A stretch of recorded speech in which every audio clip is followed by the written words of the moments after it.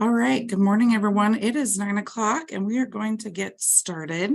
As people are joining, if you would please just put your name and agency, everyone that's in your room with you in the chat, we would greatly appreciate it. I am going to get our presentation going here.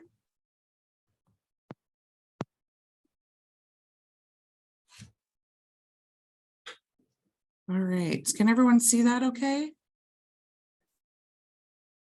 And for my colleagues at JJI, are you seeing just the presentation? You're not seeing like the notes pages, right? Yep, just a presentation. Perfect. Technology is being nice to me today. All right, everyone. Well, welcome to our second series or our second session in our series of presentations this year. This one is on program design. And so just a few housekeeping things before we get started. We are going to record this. And so if you're not able to make it, we know some people have to jump off early. If you have other folks in your organization that want to watch it later, we will have that posted on the EB Nebraska website. Oh, no. If everyone could please mute as we get started, that would be fantastic. If you have questions, please feel free to unmute and ask them, or you can put them in the chat. We'll watch for those and try to answer those as we go. And are there any other questions or things before we get started? And Amy Hoffman or Erin, is there anything, announcements or anything from the Crime Commission that you wanted to share before we get started? Nope, I don't have anything. Okay, awesome. All right. So our objectives this morning with our time with you, how our agenda is going to kind of play out is we're going to spend about the first 45 to 50 minutes really talking about an overview of quality pieces of program design. These could be day-long, 2-day-long trainings. So we're really going to touch on the key things that you need to think about. A lot of you have been doing your programs for quite some time.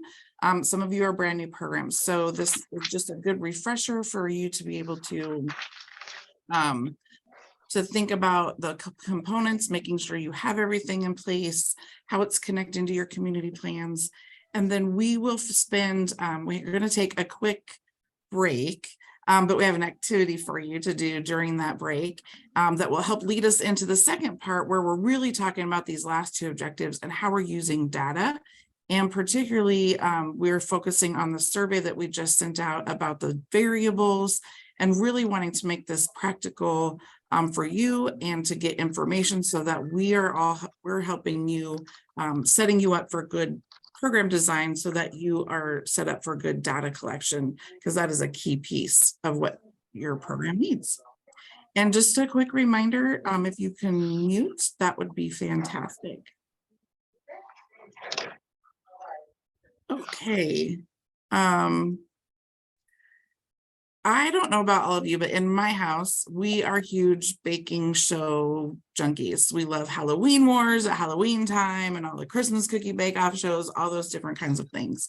So I thought it might be a fun analogy today to kind of think about, because it really does parallel good program design. You know, usually these shows are 60 minutes. They have all these challenges. Things go well, they create these beautiful masterpieces, or sometimes things flop and they don't turn out quite so well. But there are some core things that really parallel to our discussion today. Oh, really quick, Amy, I'm just got you. I'm just checking, are we recording? Oh, wait, before we get started. Yes, we are. Okay, perfect, thanks. Okay, so some of the first things that kind of what we'll talk about is when they get on these shows, there's always usually a team, and those they bring different skills and experiences and abilities to that team, which is so important. And then that team, they go through a co-creation process, right? So like in Halloween Wars, they give them a challenge and they have, 30 minutes or 60 minutes or 6 hours to come up with their product. And you always see them kind of race to their table and huddle and start designing. And that's that co-creation process that we all do, right? When we put together a program or we're working on a program to serve the youth and families that you are in your communities. You see people delegating and dispersing tasks, right? These are similar to the things that we have to think about in terms of risk, need, responsivity that we'll look at here in a little bit. There's assembling the final product, right? Your program plan, your logic model, your policies, and then they get feedback from the judges. And this is in program design, our quality assurance and assessment piece. And then the ultimate outcome, hopefully, is winning the show, right? And our ultimate outcome is successful programming and activities for youth and families to help them move forward in a positive way. So this is kind of the analogy that we'll weave through our training this morning. So we're going to dive right in. Monica, I just want to point out, go back to that other screen. I'm assuming that the first cake was what it was supposed to look like. And the second cake is what I baked and what it actually looked like, right? That's such a perfect analogy because, God, all of our intentions are good. We want that first product. We want programs that absolutely serve kids right where they're at. And then when we go to implement it, I love that picture. Anyhow, you can keep going. I just had to stop for a minute. No, right. You're so right. And here's the thing. So that first cake, they didn't do that the first time out, right? And so that's the important piece of program design. And it's a perfect segue to this kind of just a quick review of implementation science, right? Because we know that we don't just, it would be great if we could wave our magic wand, we create the perfect program the first time out of the chute, but that rarely ever happens. And so this is just one example of an implementation science model that's very simple. I like it because of its simplicity. And that first section is planning, right? Deciding what do we need? What do we do? And you all do that in your community planning process. So was there a question? Okay. So that planning phase is something that you all have already done. If you're at the point that you've gotten funding and you are implementing a program, you've gotten together with your community, you've looked at your data, you know what your needs are, and you're creating a plan to fit that need. So the second box there is then we do that, right? We implement the program or we put the program in place. We look at the program, which is that a study or evaluation piece, and then you make adjustments. That piece is so important. And a lot of times, especially for programs who have been around a really long time, we kind of forget that last piece around making adjustments. How do we adapt? How do we look at what new circumstances are occurring? How is our population changing? What are the changes in our community? So that's why you'll see that it's a cycle. We do it over and over and over again to make sure that we get to that pretty cake that you saw in the example from where we started.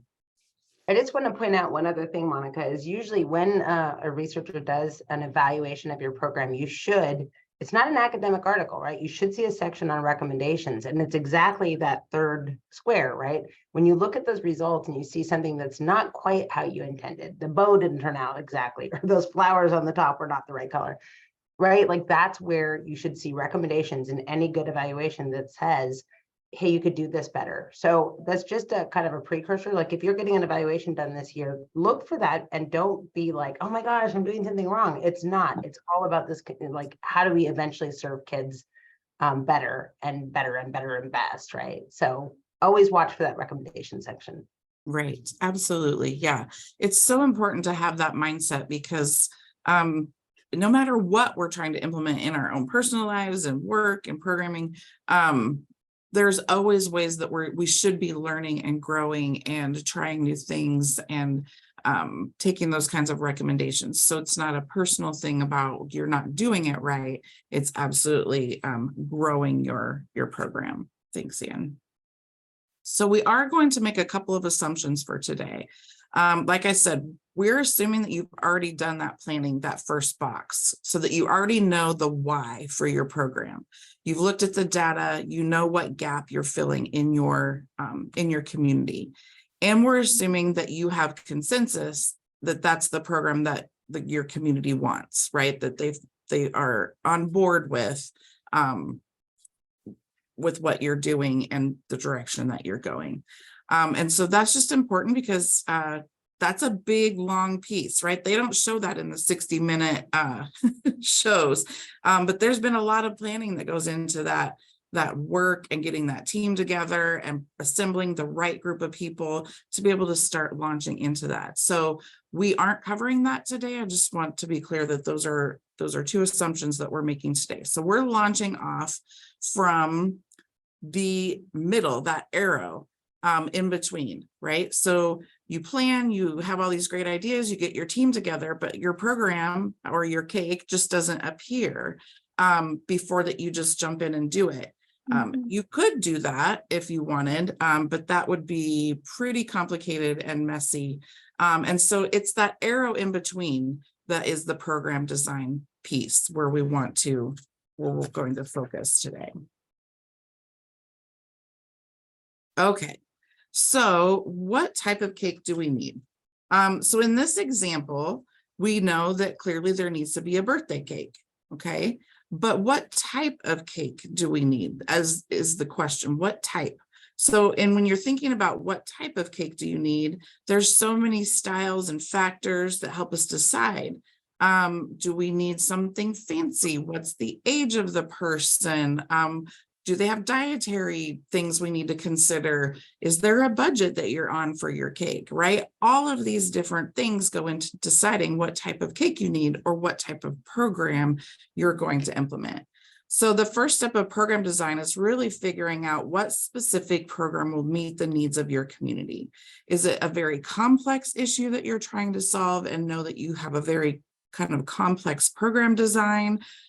Is it something where you have a program, but it needs an enhancement, right? So there's something already in place, but you can add to it or shift it just a little bit. Or is it a very simple issue and a very simple response? So that kind of narrowing down is really important. And in order to do that, we want to talk just briefly about risk, need, responsivity, and dosage. So this kind of parallels, we look at this when we think about interventions with youth, but it also is important to think about this in your program design. If you don't think about your risk, need, responsivity, and dosage pieces in your program design, you're going to miss key components of being able to effectively serve youth. So I'm going to turn it over to Anne to talk about that briefly. You can go to the next slide if whoever's forwarding them. And I just wanted to say, thanks. You get all the pretty pictures and I get the text box one. No. So you cannot design a program without taking into account risk, need, responsivity. And I just want to point something out. We talked about a couple slides ago, like if you walk into a situation and the program's already running, you should be reevaluating every few years whether or not the population you're serving is in fact lined up with what you're making, what your program design is, and how it runs. And that really speaks to risk, need, responsivity. So most of you are really familiar with risk, the risk principle, and it's basically that you're serving youth exactly at the point they need.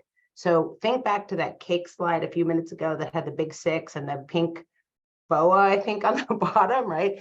That cake would be completely inappropriate for like maybe your 21-year-old. Maybe it wouldn't be. Anyhow, it'd be inappropriate for another population. It'd be great for a 6-year-old, right? And so that's exactly when you start to like kind of wade into some of these heavier principles, really thinking about a concrete example like that will help you think, is my program serving that population exactly, right? And it has to match the risk level and you need to increase. So things need to change with the change of the population that you're serving. Another really important thing, and I think we hammered this on every training, if you're serving a lower risk population, so think, go back to the birthday cake example, those 3-tier cakes, you don't need that for an infant who doesn't have 45 people coming to a birthday party, right? So you really need to scale it back and make it manageable. And that would be probably one of the things I see most in Nebraska is that we tend to overserve youth. And I think it's because we're big-hearted and we're like, let's do the best job possible.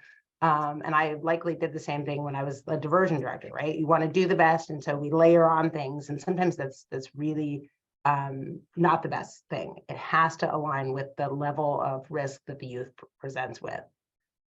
If you want, you can go to the next slide. So risk is just the first step. When we're looking at needs, one of the things we need to keep in mind is it's really easy to measure a youth's needs and then serve them something else. And partially it's because it's what we have in our community. So again, let's say I know my kid loves chocolate cake, but I open my cabinet and I don't have chocolate cake. I'm going to pull out what I have and make right? We're serving the best that we can. However, in an ideal world, what we're doing is we're really targeting it to a population and matching it to those criminogenic needs. So just as a refresher, criminogenic needs are those dynamic things. So things that can be changed in a youth's life. Maybe a concrete example is there's some things that you can't change or a program can't change. So for example, let's say a youth comes from a single family household. Probably your program isn't doing matchmaking. You're probably not going to fix that, right? But you may want to address that criminogenic need might be a parental parent or a supervision piece, right? That the parent needs help with that supervision piece. So whenever you're looking at a youth's needs, always stop and ask, is this something my program can change? And then you'll know that you're focusing in on that criminogenic need. And I kind of hate the word criminogenic need. So I always think, is it a need that this program can change? And that will help you really make sure you're targeting your intervention. So easy ones are like substance abuse. If you're serving your substance abuse population with an anger management program, it's a total mismatch, right? So those are things to really watch for in your programs. And I would say ask, like as we're going through this training, be asking yourself these questions. One last thing on need, you can keep it on this slide. You can't know that without having some kind of assessment of your youth, right? You can't know what their needs are unless you've done an in-person interview or even a quick phone interview. You can gather that information through formal tools or informal, but you have to make that first step to know it, to know what the need is. And then the last principle that we talk about very often is responsivity. And so this morning when I was driving and I had a great cake analogy, now I can't think of it, but this is really where we're using something that really the youth can respond to. So it's got to be targeted to the individual characteristics. I know what it was. So one of my children is allergic to strawberries. And so should I be like in the mood and I bake a strawberry cake, that's not going to be appropriate for that child, right? They can't use it. They can't eat it. They can't enjoy it. It's really a total miss. So sometimes, again, because it's what we have on hand or it's what our community has always done, we implement things in a way that it just doesn't align with the population. Maybe the population has changed. So if you're providing services in a community where the language services have changed or the workforce population, you may need to change your hours. So responsivity is really about how you roll out your program and whether or not that will align with the specific population you're serving. I think the one thing I'd jump into, Anne, is that that skill enhancement, right? That skill piece. So responsivity is really thinking about how can we help that youth build a skill in a particular area where they might be struggling. So that social learning theory piece is a really important. Awesome. Thanks a lot. And building off of their strength. Thanks for adding that. And then last, I'm kind of back to dosage again. This really lines up. I talked a little bit about it on the first slide, but if you want to think about it in the cake analogy, you can take the perfect, evidence-based, like cake recipe, and you can have all organic, perfect ingredients. But if you put it in the oven and you undercook it, or if you overcook it, you completely messed up that recipe. So it's the same thing. You absolutely have to pay attention to dosage every time you serve a population. And sometimes the youth and families will give you that indicator. So just like you're in your house, you smell the cake burning, right? So sometimes families, you will get messages from them like, this is too much. I can't do this. I'd rather go to court. I'm going to drop out. sometimes we misread that as resistance when I think that those are cues that our dosage might be too heavy. You know, I can't make it to your office because I'm going to lose my job if I miss this many hours of work. So those kind of statements, I would really encourage programs to listen for those. It's harder to measure underdosage. Usually we see that when the youth recidivates because they didn't get something from the program, but overdosage, I think families send us this message pretty clearly sometimes, and sometimes we miss it. So I think that's why those assumptions around consensus from your community, right? Everyone may not understand that dosage piece and may again feel like they're trying to help by adding on all these different things when in fact then your dosage gets off. So really making sure everyone's on the same page when you launch is important. mhm. All right. Questions about any of that? I think Amy, are you watching the chat for us? If there's questions, just let us know. All right, so a lot of times we get questions at JJI, particularly as we think about evidence-based work, about what evidence-based program is the best for my community, or which evidence-based program should I choose? So kind of that cake analogy, right? Do we have an evidence-based program, one that's already in the box, ready to go, or are we having to start from scratch and make a cake on our own? So we thought we'd talk a little bit about some considerations or things to think about when it comes to that decision or that trying to decide where this goes. So the first is to just ask, is there a model program out there that fits your needs? And like Ann said, it's really important that that program match the problem that you're looking for and that there's data that backs up that program. I think you're all pretty familiar with where to look for different types of model programs on OJJDP, the Office of Juvenile Justice and Delinquency Prevention, Crime Solutions, SAMHSA, National Institute of Corrections, National Institute of Justice. A lot of those are housed, have websites where you can look at those things. If you have questions ever as you're in the planning processes and wanting to know, please reach out to us. We're happy to help you kind of try to sit down and figure that out, because there are a lot of things to think about when you jump into deciding if you need a model program or if you can actually do a model program. And one is if you can implement with fidelity, right? Can you make that cake look the same way in your community as it does in that picture with the team of people that you have? So really reading those model program designs, understanding what it means to implement with fidelity, which includes looking at what are your workforce needs. Do you have the workforce? Do you have a shortage of substance use counselors or a shortage of a different type of workforce in your community that would make it difficult to implement that kind of a program? What partnerships do you need? Who needs to be at the table?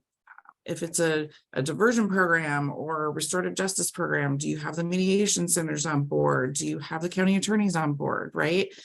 So who needs to be at the table to make that successful? What are those responsivity factors, right? I know there's been a lot of talk and work to implement MST in Nebraska, but there are some areas where it's just not feasible because you have long driving distances, you have shortages of counselors or licensed professionals. And so it's really, you don't even have the volume of kids sometimes to run a certain type of group. So those are the factors that you need to think about. Is there upfront and long-term cost to the program? Some of these programs require expensive training, those kinds of things. And is it sustainable in the long term? It's great to get a grant to get it started, but we have to think about that sustainability upfront. Do you have that community and organizational buy-in? And do you have the evaluation capacity? There are some evidence-based programs that require you to submit specific types of data to their national database and things like that. So making sure that you've thought through all of those. Sometimes the model can be possibly adapted, right? And it'll say in that model, in their design, but things you need to think about before you kind of go on your own and decide you're going to adapt the model are there any legality factors, right? if you, especially I'm thinking MST is just a great example. Can you adapt that model and still say it's MST? And would there be consequences for doing that? The fidelity question, are you still going to get the same outcomes depending on what you adapt? And the cost and sustainability again, and workforce needs. So still thinking through all of those components when you're looking at the model. Some have copyright rights and things like that. So being very cautious when you think about adapting and still saying that you're doing an evidence-based program. If you're thinking about, so you've kind of thought through those different things and maybe you're thinking, oh, we don't really want to do that, or we can't do that. We want to develop our own program. Your own program, I think sometimes we shy away from trying a new program because we think we have to do everything an evidence-based model, right? But none of those evidence-based models started out being evidence-based. They all started out somewhere with some kind of an innovative idea, with a group of people seeing a need in their community and just trying something new. And you can try something new and still be research informed, right? There are evidence-based programs that are already the model, but there's lots of evidence-based principles. So things like Anne just mentioned, like doing validated screening and assessment tools, implementing motivational interviewing within your model. Anne, jump in, and Julie, jump in. What else? I was just going to mention Mark Leipzig out of Vanderbilt University. I don't know, he might be a professor emeritus now, but he did some really important research on this homegrown programs issue. And what he found was they can have equally promising results when you use research informed. Like you can't just make things up, right? But they've seen some really promising results out of homegrown. And it's really important for rural areas, for areas that don't have a population to sustain those kind of top shelf programs, to consider that, because I think sometimes we think, oh, that's not good enough, or that's not going to work, or it's not, I won't get funded. And that's not true. There's, I'm happy to share, if you email me, I'll share the article from Mark Leipzig, or you can also just Google it, or I'll put it in the chat if I can get to it. So just so you know, there's all sorts of evidence that homegrown programs work. It's just that hasn't been the messaging we always got across the nation, right? So. Right, and just those, I mean, that's why we walked through the risk, need, responsivity, dosage. That alone is evidence-based. And if you can meet those 4 pieces, you are well on your way to a good quality program.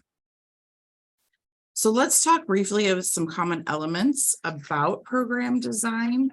That's a good refresher for a program that's been working for a while, or if you're just starting your program, we want to make sure you have some things to think about. And this is also based in that implementation science model.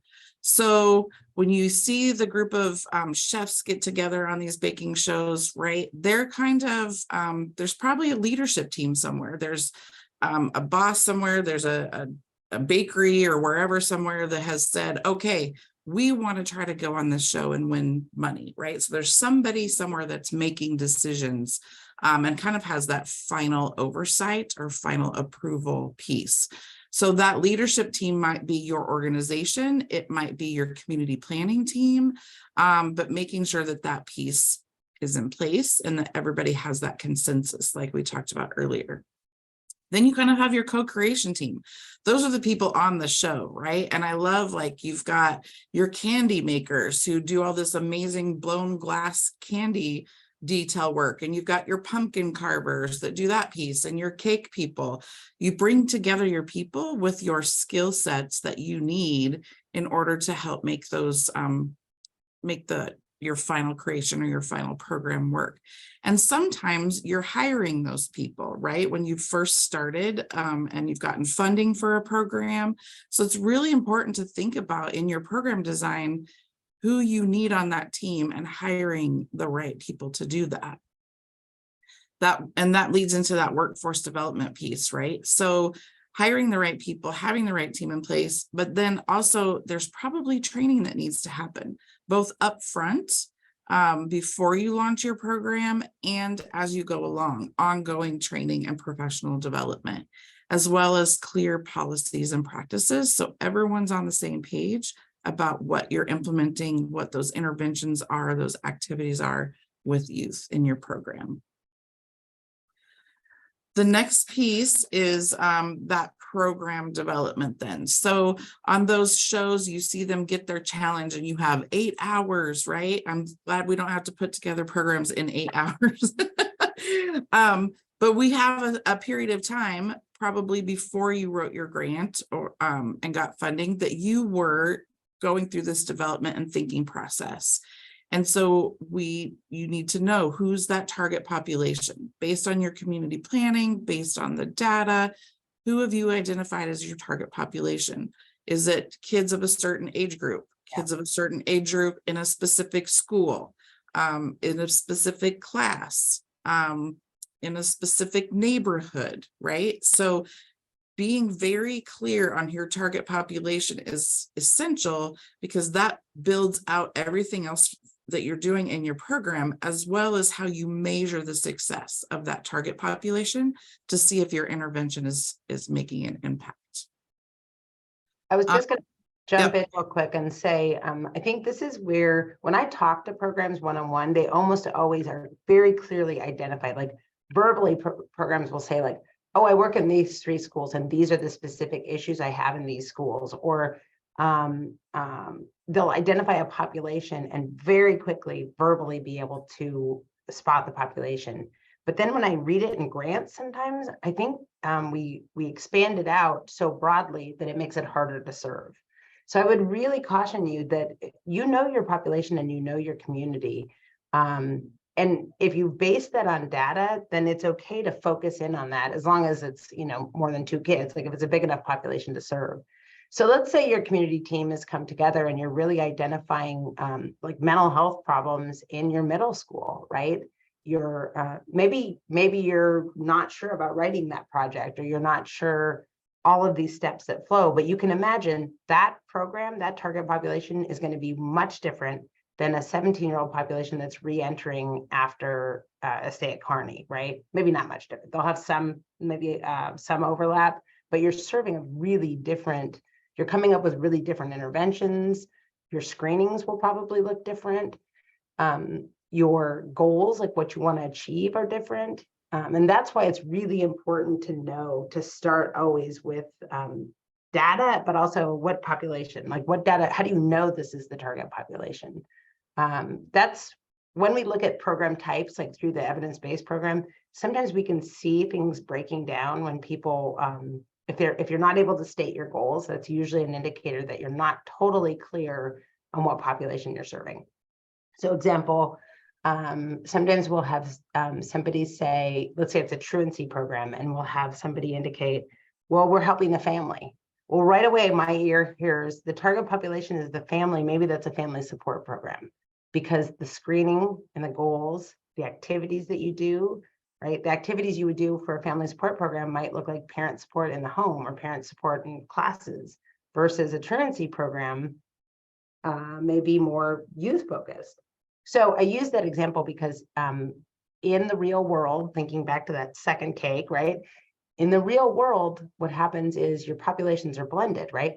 Families, especially truancy, it's not always the youth. And so sometimes what you need are an intervention that targets all of those needs. So you need basically a cake that serves the 6-year-old and the 21-year-old, right? So you need something for the family and something for the youth. So just keep that in mind, that these aren't, or maybe you need 2 cakes, right? Like you might need 2 separate things going on.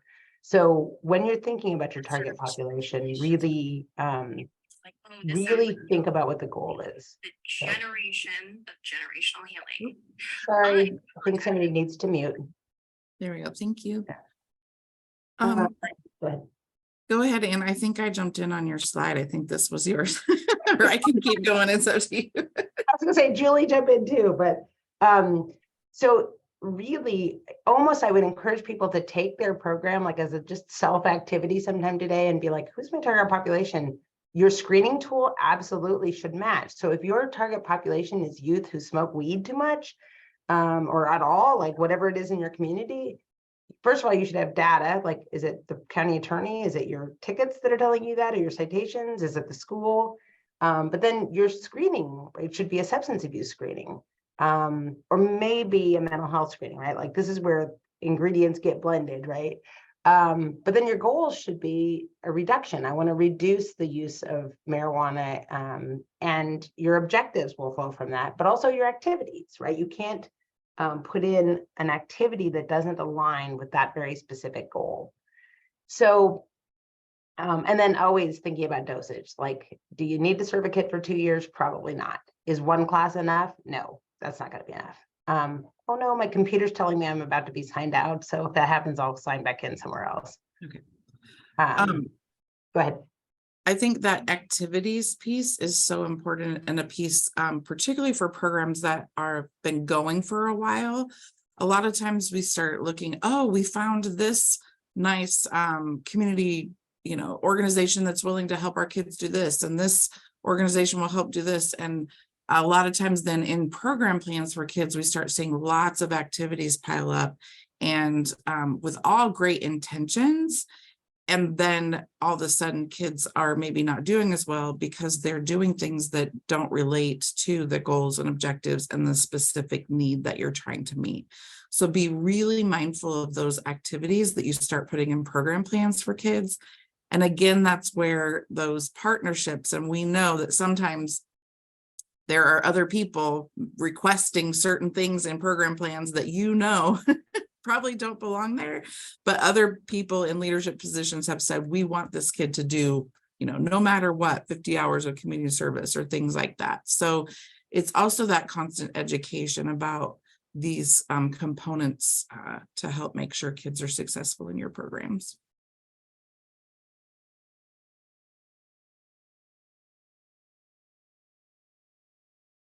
Anne and Julie, do you want to touch on monitoring and evaluation?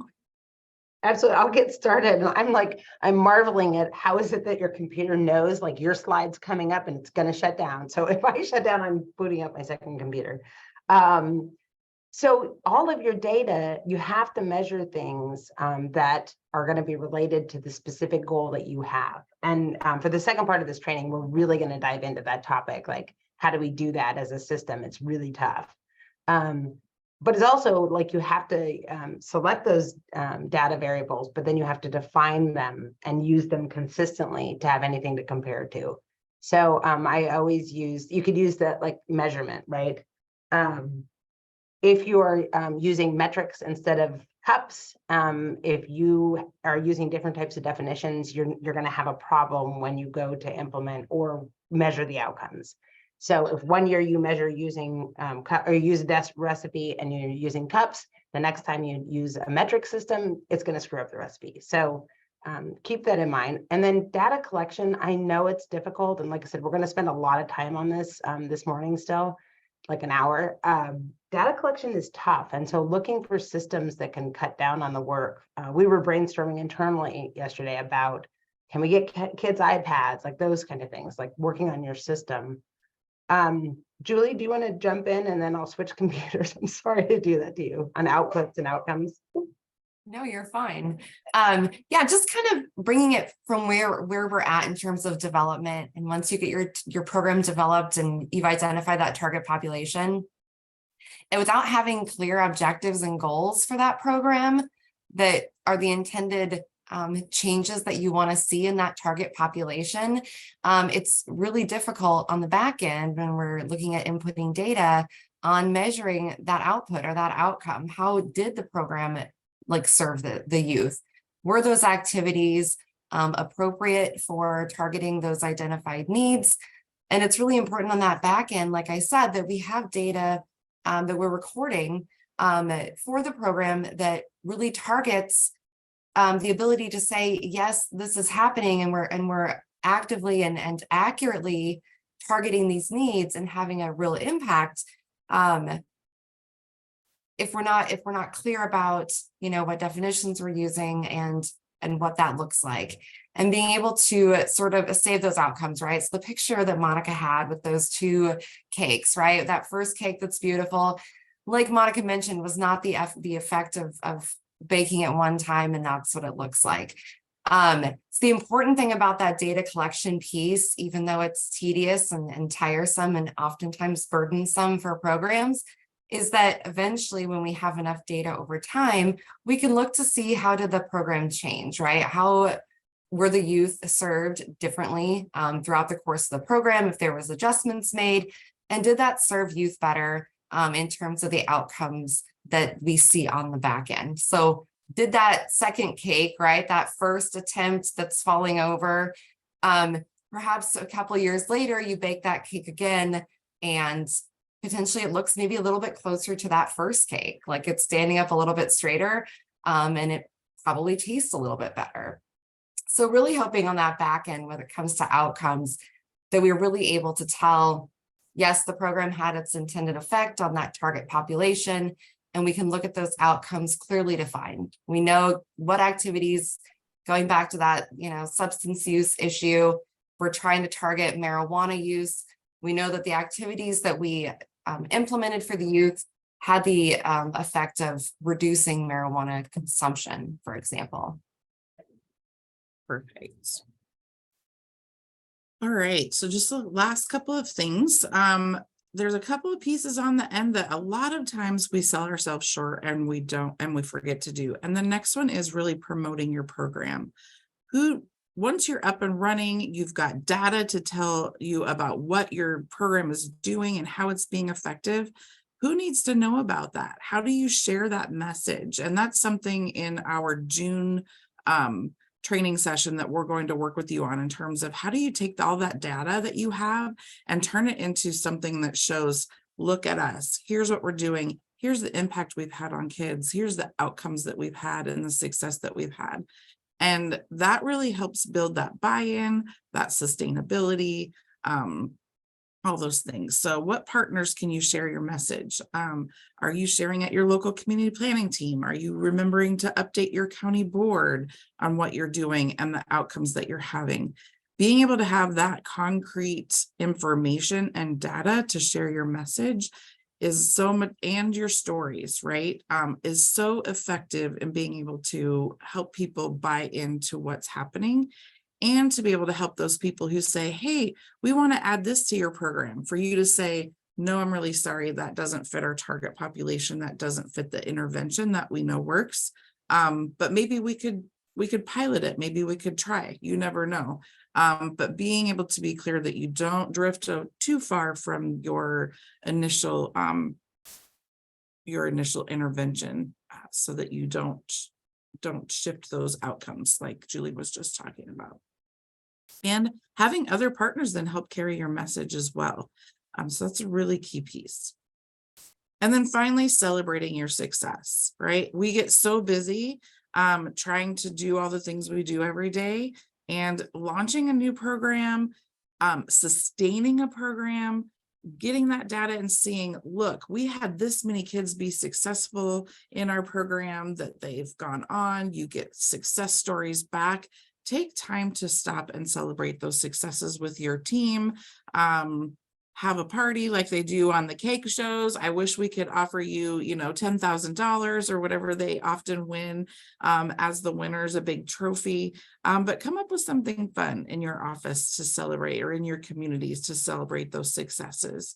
And make sure people know about it. Make sure the news knows about it, that there's articles about it, things like that. Because that's how you continue to get support and get the message out about what really works for kids, right? We still have a long way to go in a lot of areas about helping people in the general public understand what really works. So when we can celebrate that and share that, that's huge. All right. That is the end of our first segment this morning. Is there any questions about any of the things that we've gone over so far this morning?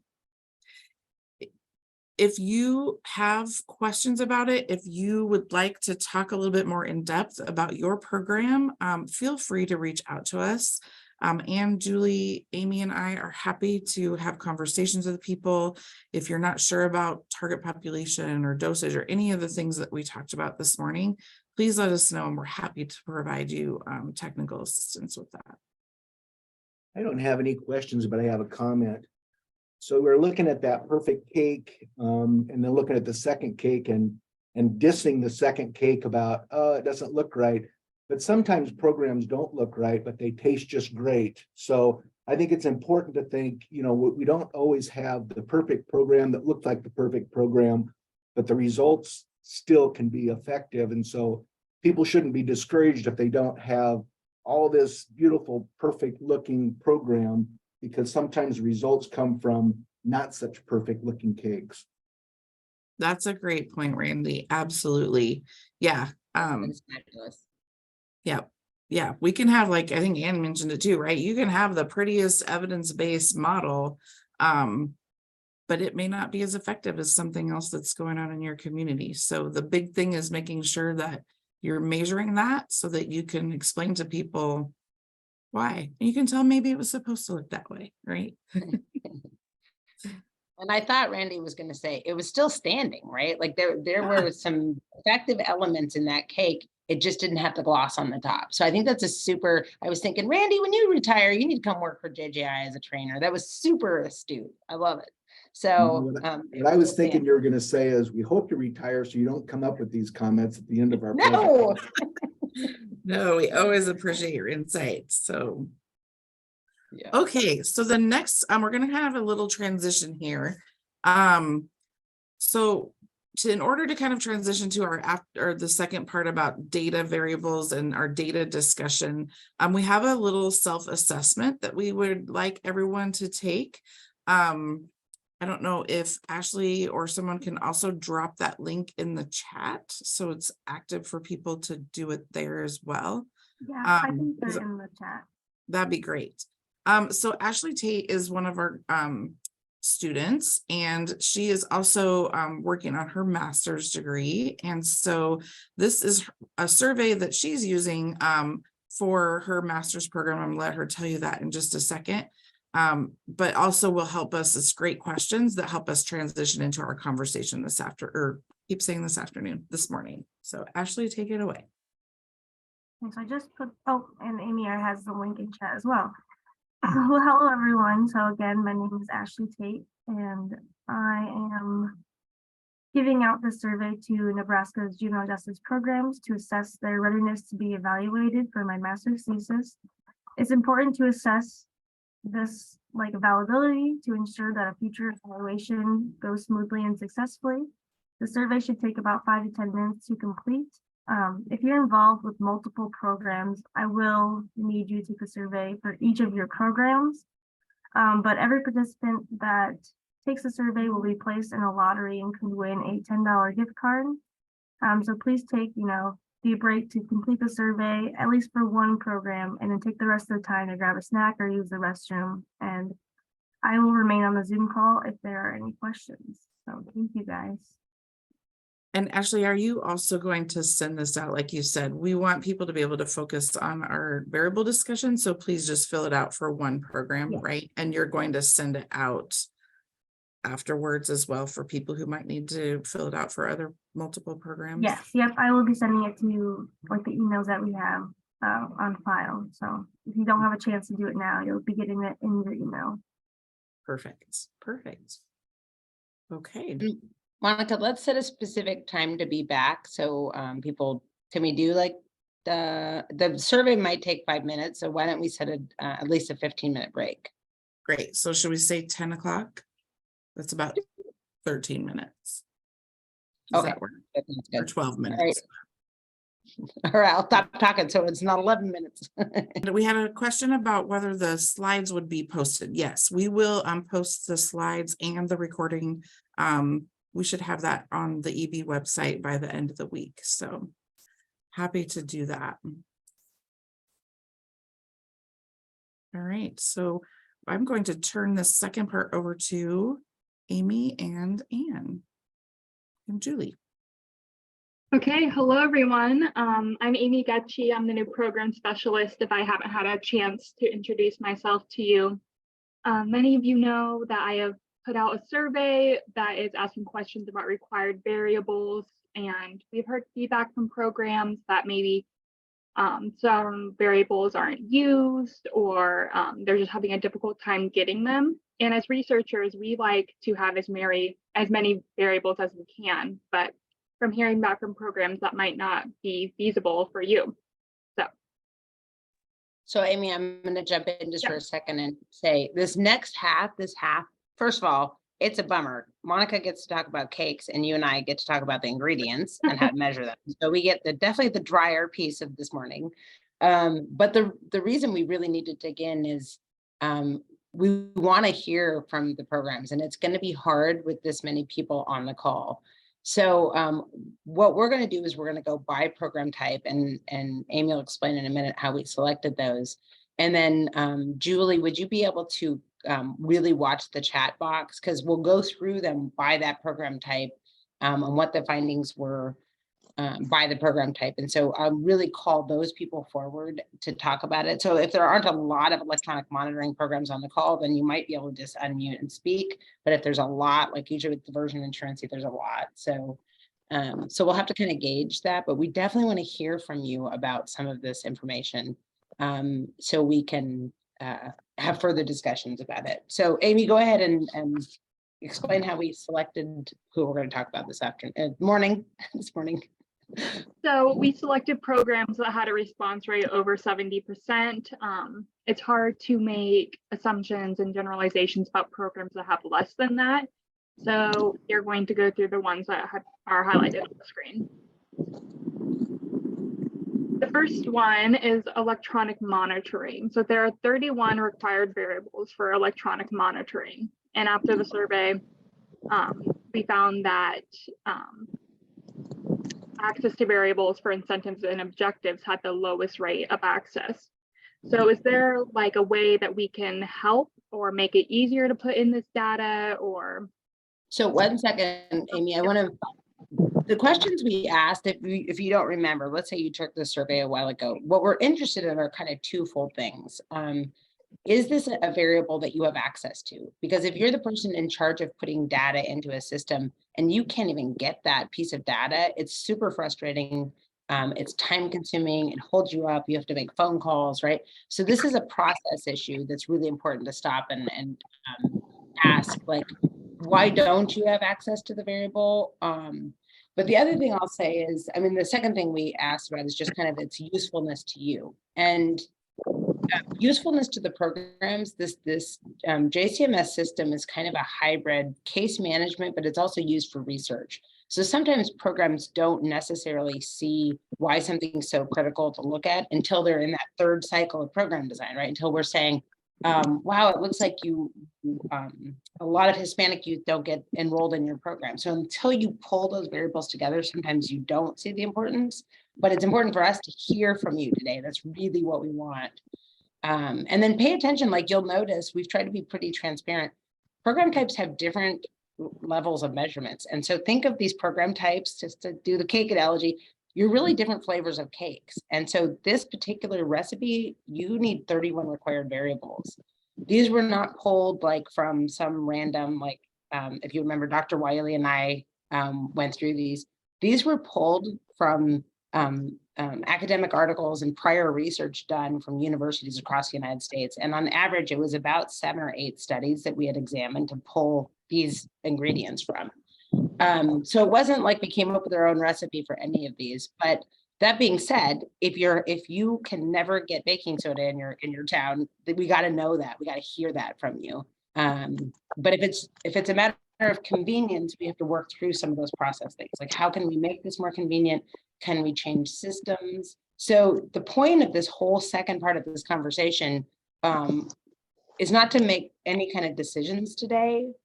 It's really, we will have a follow-up meeting with the Crime Commission and with the decision-making powers, right? Like, what do we do with this if it's a variable that's just too hard to get? So we're just presenting data on what we heard back from all of you by program type. So sorry, Amy, go ahead now. And nope. So we'd just like to hear, like, are programs having trouble with or with the objectives tab? Are you not providing incentives? Is that something that we can keep on the JCMS screen, or and just not make it required? So this is really a time to hear back from you guys. so does somebody, for electronic monitoring, what is an incentive that you would use and then enter into the screen. Like, what are we talking about as far as incentives when it comes to electronic monitoring only? That is the only program type we're thinking about right now.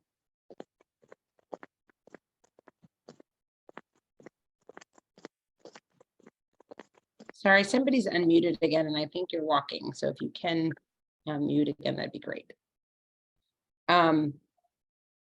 Well, maybe we can watch the chat box and see, because when we were going through these, I was like, we really need to know on the ground what it is that we're talking about. Now, objectives under electronic monitoring, objectives are something that we probably need to retain. So I'm also curious, can people either do a thumbs up? How many electronic monitoring programs are on this call right now? Amy, are you able? I can go switch to gallery to see. Are you able to see how many people Looks like are on? 2. 2. So sorry, I will probably have to put you a little bit on the spot, but are you able to talk at all about incentives or objectives? Because access to variables is a really important thing. Like, if you can't get it, it's just going to make it difficult. Now, 62% said you had access to these variables, but a small percent of programs are saying they don't. So do you guys have any insight that you can share with us on this? Randy did drop in the chat that eggs are too expensive, which I would agree with. I'm wondering in the context of the electronic monitoring program, what those eggs are for you precisely. It was my attempt at humor, but I'll chime in here. So, yes, I indicated, yes, we do have a electronic monitoring program, but it's through Owens. And so I don't see the information that's being collected. So I don't know what variables are missing or objectives. And I guess, what are the incentives? And I guess the incentives are, if you do well, you get the electronic monitoring removed. But I don't know that there's any other incentives, because I'm not specifically running the program. We're funding a program through Owens. And as far as objectives, the same thing. I think it's kind of a twofold thing. Initially, I think for the county, because that would be the pre-adjudicated youth that we fund that electronic monitoring and community youth services programs for. But probation will come and do an intake and determine that's the level of services needed. But it's really kind of a a really time sensitive or time purposeful activity. It's to get them back into court the next day or the next time that they have court. But oftentimes the judge then just continues the service. So it may be a determined service at the time of intake, and then the judge oftentimes will just continue that service, and it's not really evaluated really well. We're talking about that. We now have a JDI coordinator, so I'm sure some of those things are going to be discussed and some things are going to be worked out. But kind of the sense in Hall County as well, if it was a service that was needed based on an intake from probation, we'll just continue it until we get through this process. And I think we're looking at it differently now, saying, well, is that really the way to do it? Is that overdosing a situation? And are we reviewing changes in the family or the situation that may allow us to remove that sooner? But I think it's kind of a comfort that, oh, well, that's the service that's available. That's what was determined initially. We'll just keep on going until we get to some kind of. Randy, I'll also add to that. We also use Owens for our electronic monitoring. It's almost like gone by the way of the drug testing too, that's reserved more for probation than it is for diversion. But it is a great pre-adjudication resource that they'll continue then into probation once they're adjudicated. But it's very limited on how we use that, and it is probation that makes that recommendation. The concern, and we've had to work a lot with probation, is who's going to monitor it when they're not where they're supposed to be? Is it diversion? Is it probation? There's a lot to it, but we do also utilize Owens. So thank you very much for chiming in. I really appreciate that. So from our perspective, what we're seeing is we're seeing some of this like friction, right, on certain variables, but other variables, like you'll notice at the top in red, it says 31 required variables.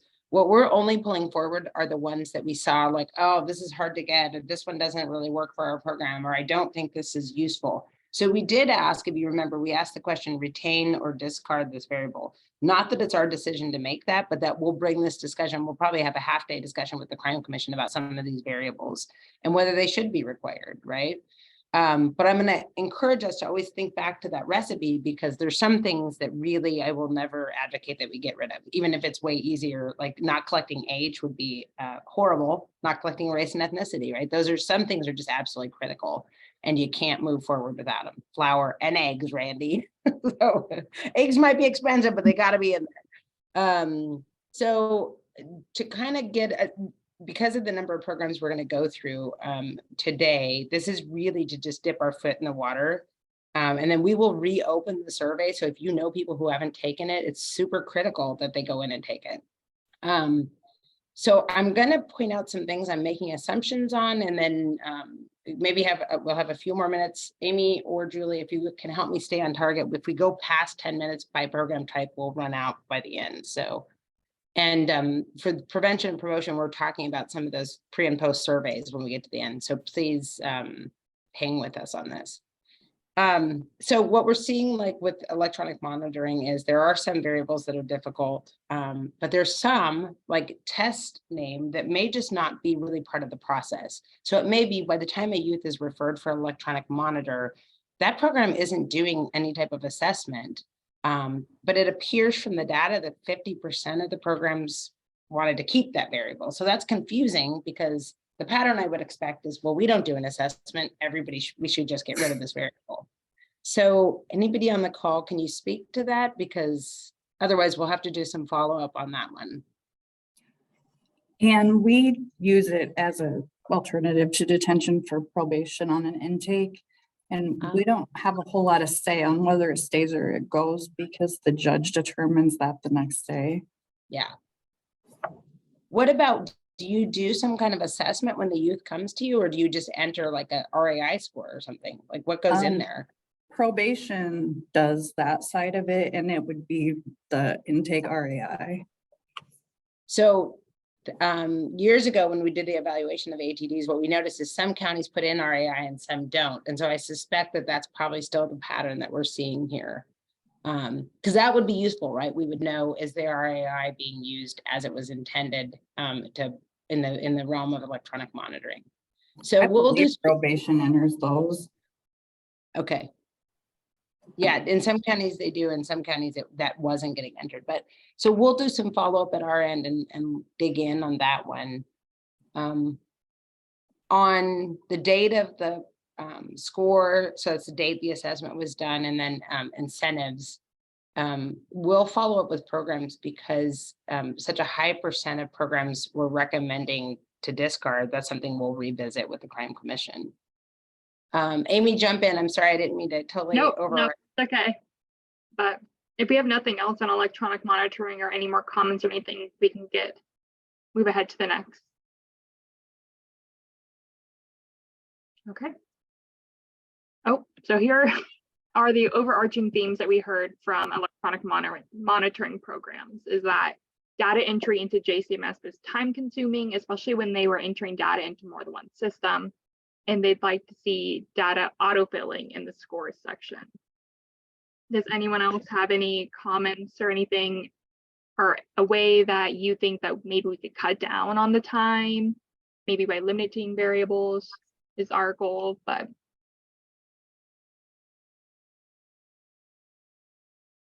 Okay. So reporting center. Do we have any reporting center programs on?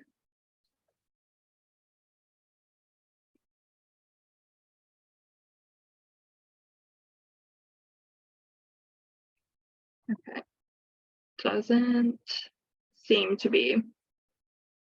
But this was probably one of our more eye-opening results, is that reporting centers weren't getting tests, dates, scores, UAs. They had 0% access to all of that. And they had the most discard variables out of all programs. So that means they had the most variables they wanted to get rid of. But they also have 44 required variables, which is a lot. Mhm. Yeah. But if there are any reporting centers on here, is there any comments you want to make, or any way that we can help you? Maybe you don't do UAs at your shelter. Maybe you're not doing any testing. Maybe you don't get the charges that you have.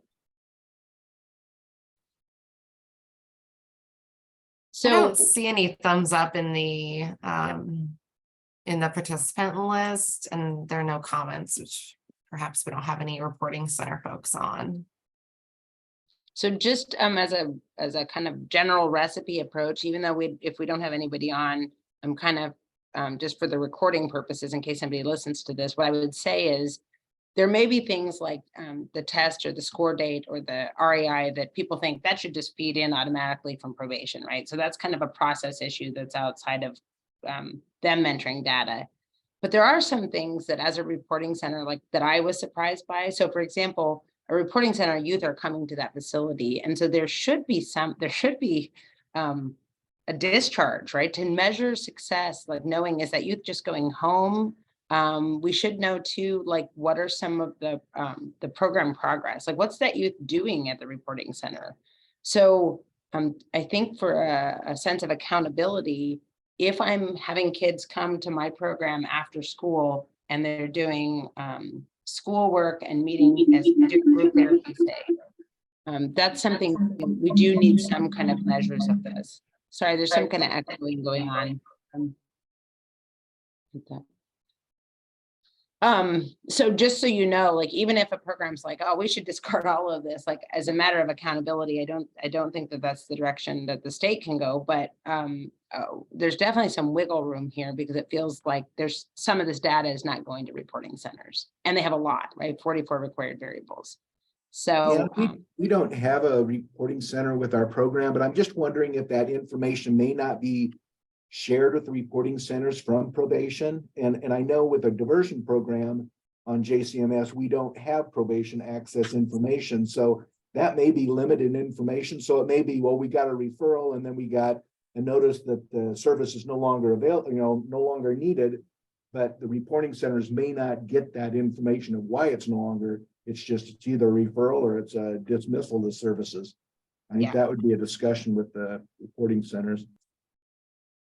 Yes, I totally agree. So we're just wading in today. That's definitely the next step, is trying to figure out what's going on with this program type and the data. So thanks, Randy. Well, we get that with electronic monitoring, and too, I don't know that Owens always knows, the outcome of situations. Hopefully that'll change with our coordinator, but just kind of a lack of information or coordination between our office that funds some of those services, Owens that provides it, and probation that determines the need. I mean, it just gets kind of complicated. It's interesting. We're seeing this across different program types. So remind me, I'll talk a little bit about mediation centers, right? Like this sharing of information and knowing if kids did everything before we discharge them. It's definitely a problem across all of our systems. So thanks, Randy. Yeah. So the next, did we hit all of those? Did we no access to information? Yes. Okay, thanks. I just want to make sure. Yep. So the next one we have is diversion, and there seems to be issues with testing for diversion programs. Maybe you're not getting that information. Maybe you're not doing any sort of testing or drug and alcohol screen. But what is the oh, go ahead, Ann. Sorry. Oh, thanks. You were gonna say. I was. So when we're talking about testing, we're talking about testing for substance abuse, not assessments, correct? So I just want to be clear on this. Yep. Yes. Okay. So what that tells us and I'm a little confused by the screen. I'm sorry, Amy, I should No. have checked this, but is it 69% of programs have access to this knowledge, but we don't enter it? No, 69.23% have access to this knowledge. So they're So getting then- information from somewhere, but there is Okay. programs that are not. So we'd like to kind of hear from those programs and see why you don't have access, I guess. Or maybe they're not doing drug tests is what I'm thinking. Are you Could be. specifically talking about drug testing? Mm-hmm. So Yeah. it's the specific about drug testing is it's no longer a service that can be paid through by grant. So people may say, well, if I can't get funding for it, then I'm not going to test it. Or in our case, we have some test cups still available, so we're still able to do that, but we don't fund it through the grant. And I think at some point, programs may decide we're not going to report it if it's not going to be paid for. We just either are not going to do it or we're not going to report it because it's not part of our paid for service. And I don't know where that goes.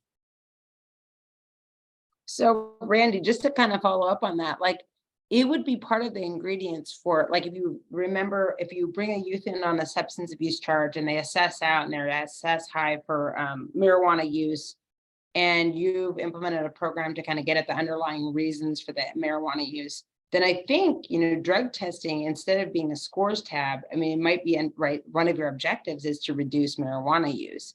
So I think there's kind of a messaging that like the mass UA testing of kids on diversion is probably not evidence-informed approach, but there are specific instances where you're targeting an intervention that it may be.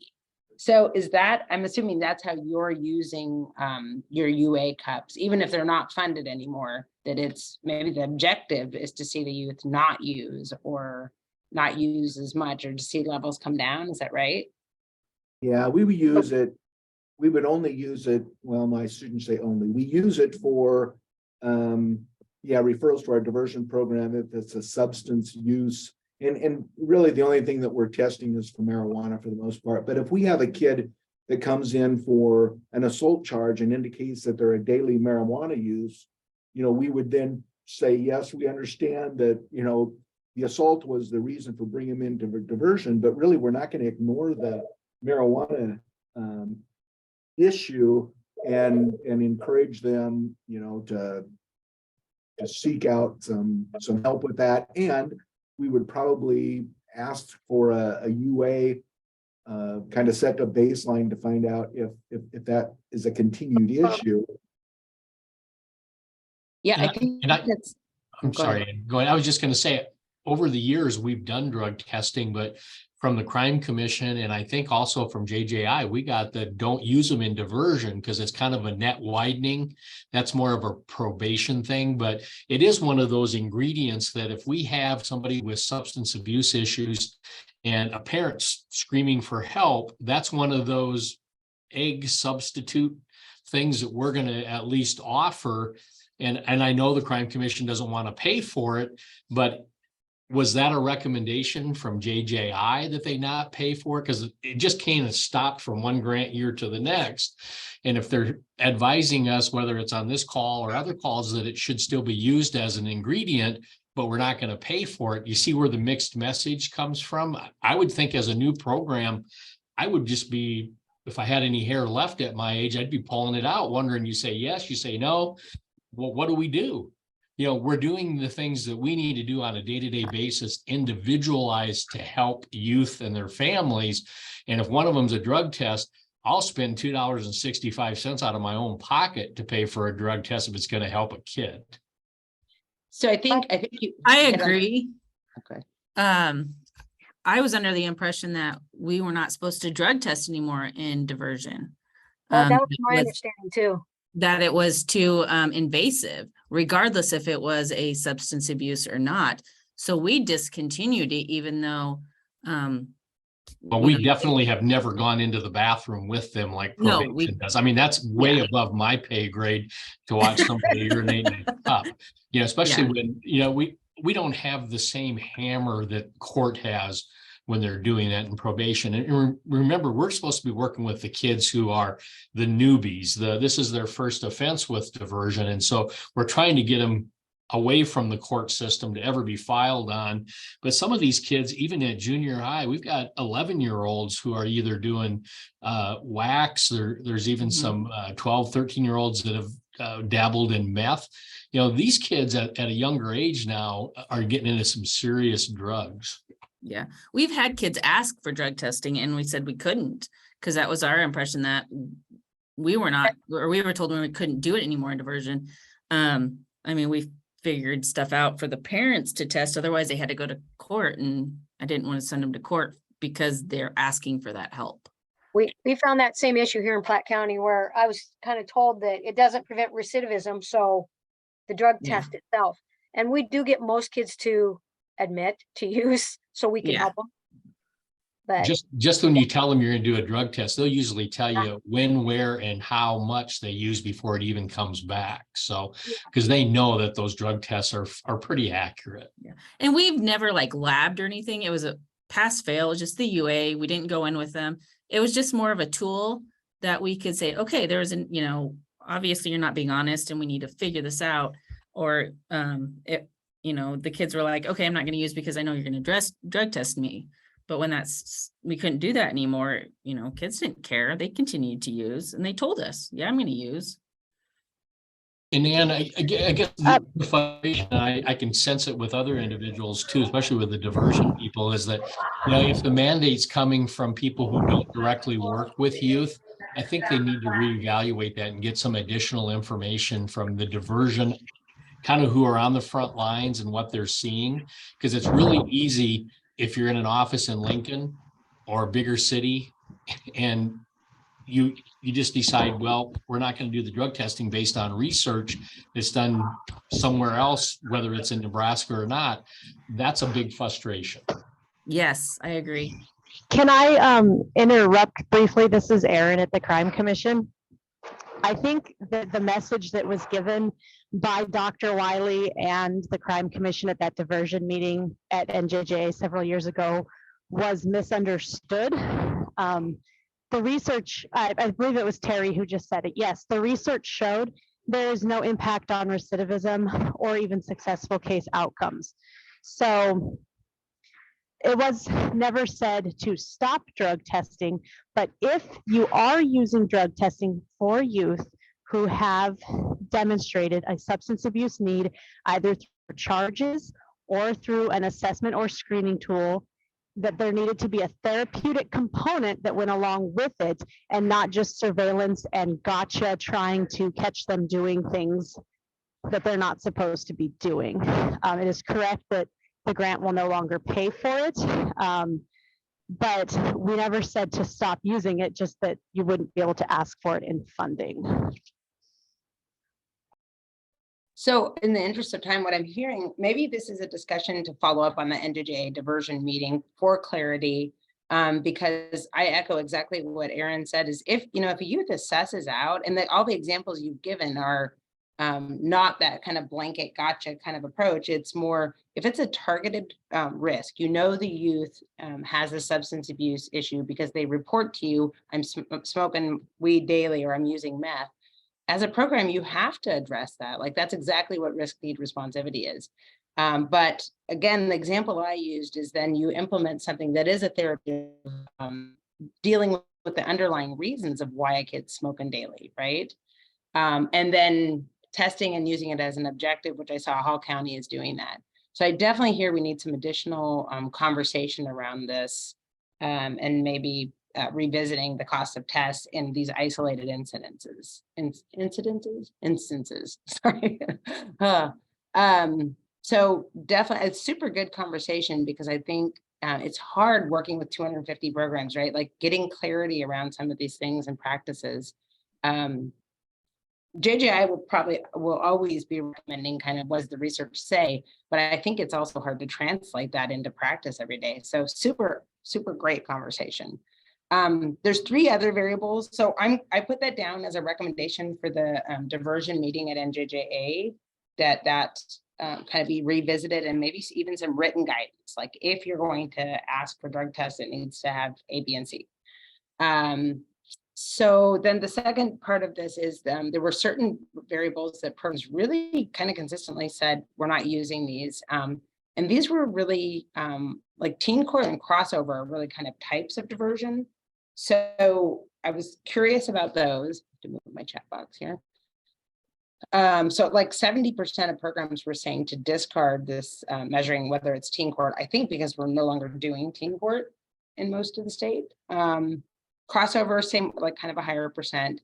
And then I'd really like to have a little bit of time to talk about this total time required and completed. Is that around community service? I'm trying to watch my definitions of these as we go, because that one baffles me. Like, we need to know the total amount of time a youth completes diversion, but it must be around community service. Anybody know what they were thinking when they filled that out?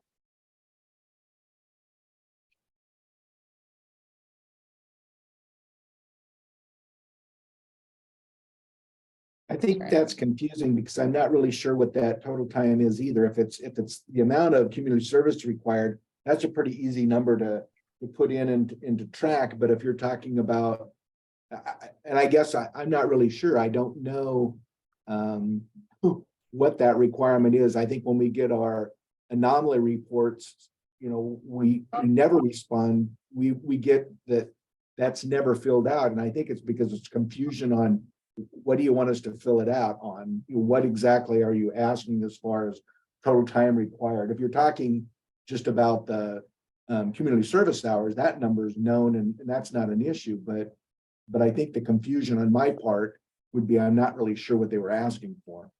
I think it was on different objectives, like on the like if I put down a kid had to do an essay, okay, there's no need to put that in. I don't know.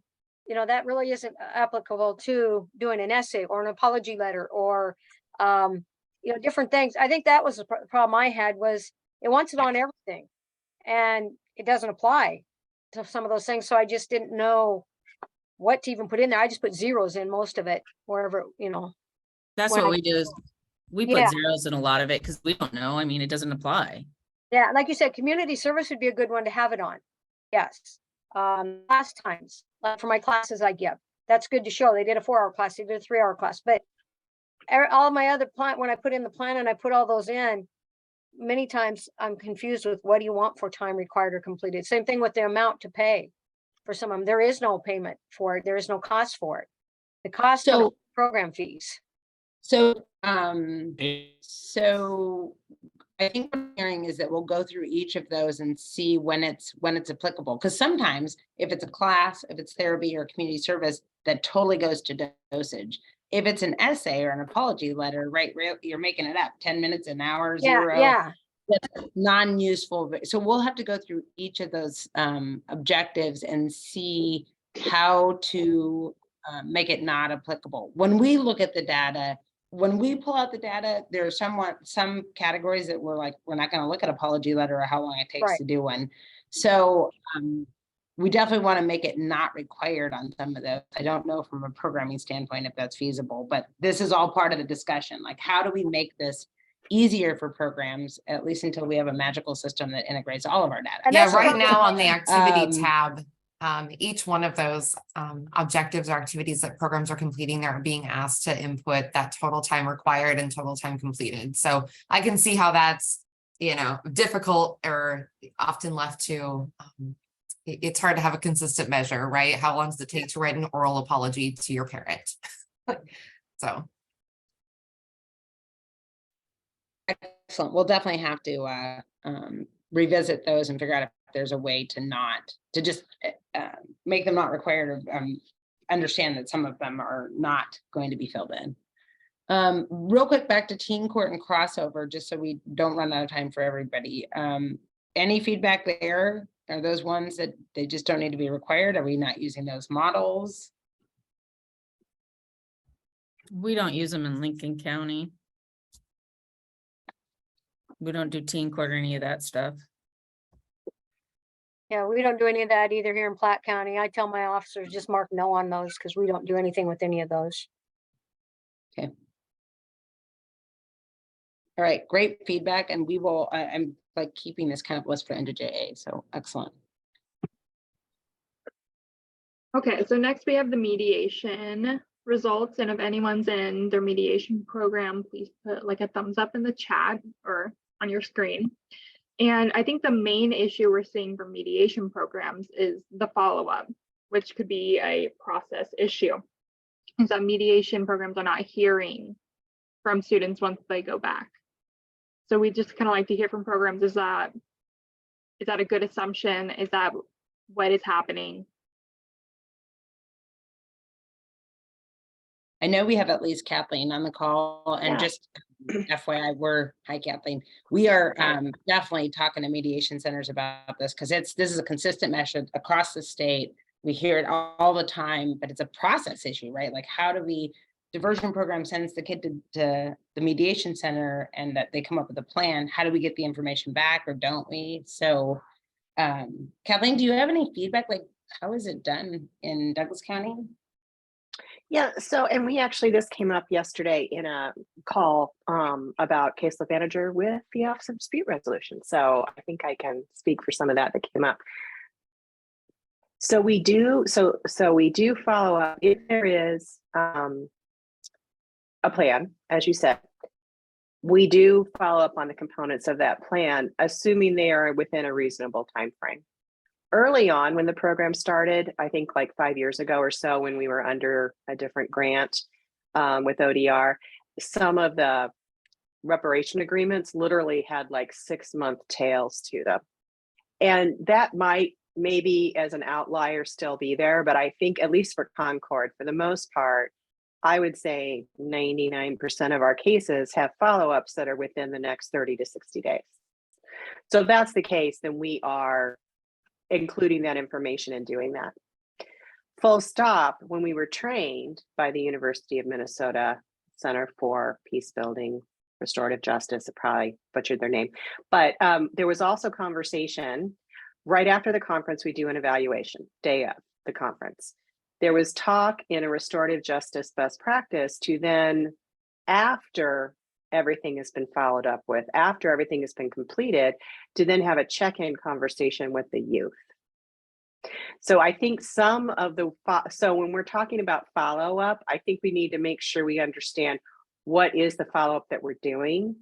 And so I had filled out, thank you, Amy, for resending me the survey, because I think I started it and stopped it. So I have filled it out.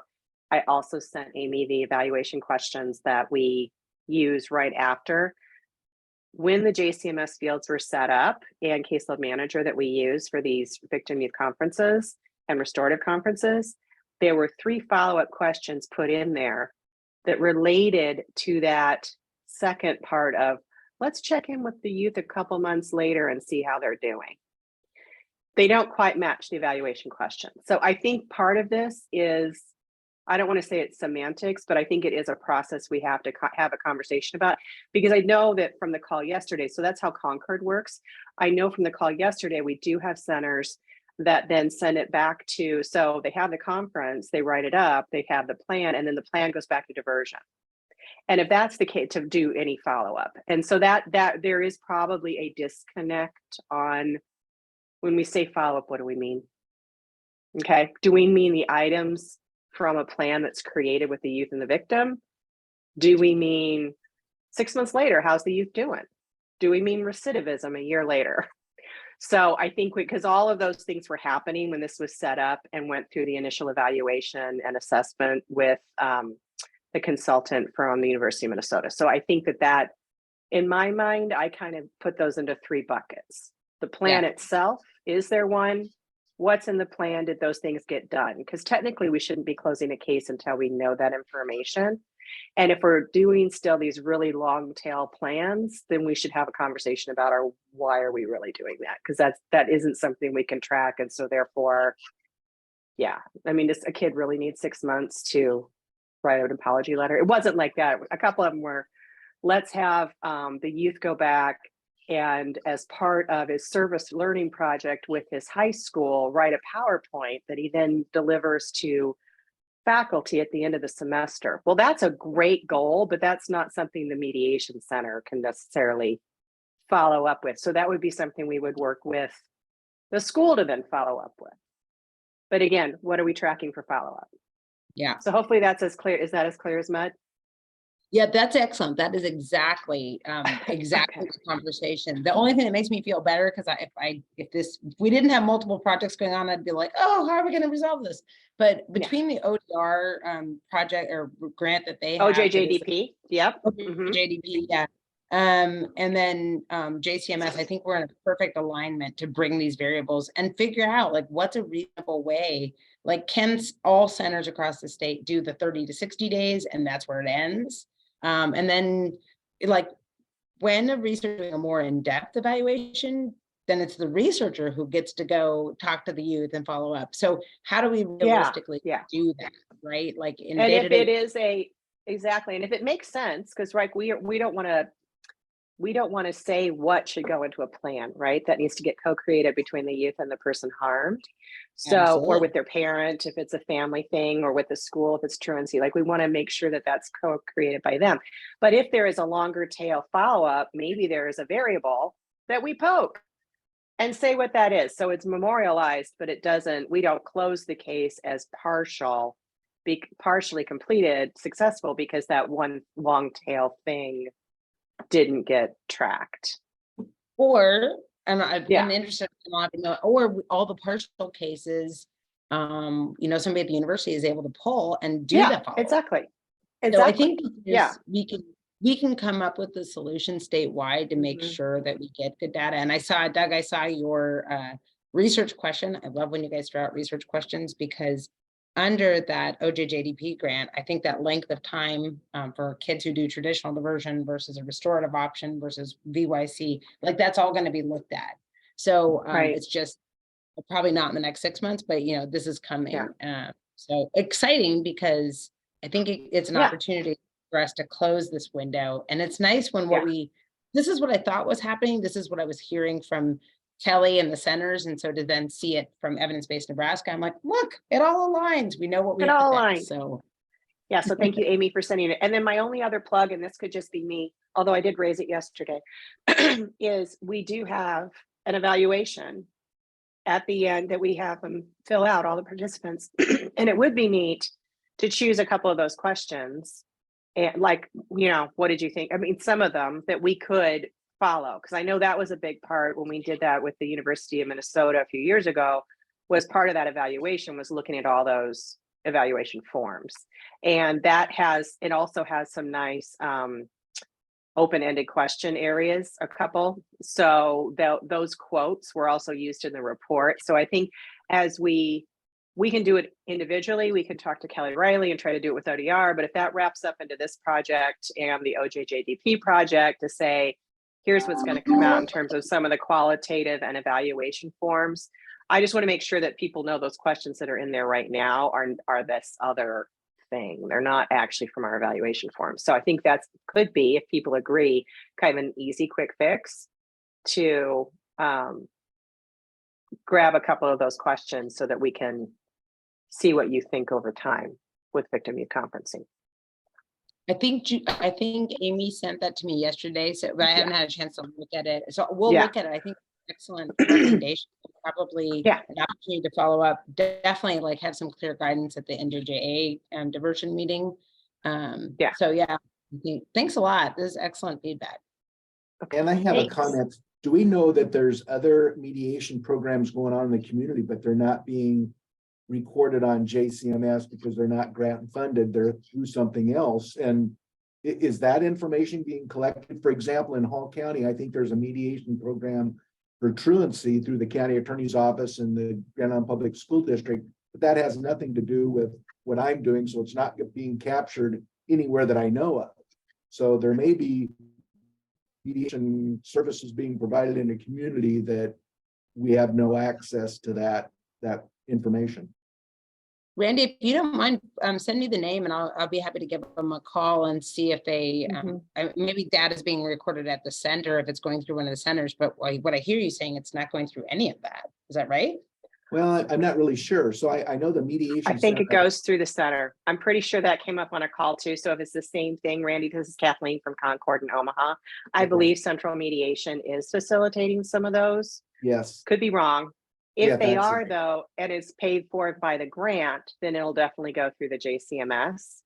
I learned though that early on, we had a grant when I first started 5 years ago that was for peer-to-peer mediation, and it was just getting off the ground. And the baking cake deal, it was one of those where ultimately it was, you know, not even, couldn't even make cupcakes out of it for many reasons. But we were getting victim youth conferencing referrals, but I wasn't putting them in JCMS because they were probation and they weren't funded by the grant. And they were funded by ODR on a different grant. So I never put them into JCMS.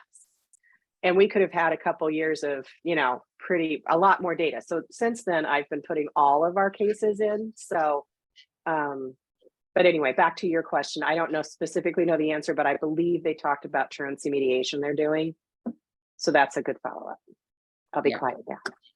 No, it's helpful. And do send me the name. We'll double check. And then the last thing I'll say is, to your point, though, there's definitely mediations happening that they're not even part of any of these. You know, attorneys mediate all the time, right? So as far as juveniles, I'm not widely aware of anything outside of the centers or Evidence-Based Nebraska. If anyone knows of a juvenile specific program, I would love, just shoot me their name and say, I think, you know, Frankie and Scottsbluff is doing this. But I think the two main groups doing work with youth are Evidence-Based Nebraska, or community-based aid funded, and then funded through the centers. So through the Office of Dispute Resolution under various financing. So, all right, sorry, I do have to move us on. Yep. Okay, so our next is mental health programs, and we're seeing data entry issues with the groups tab. So things like start date, end date, hours completed, and the scores tabs.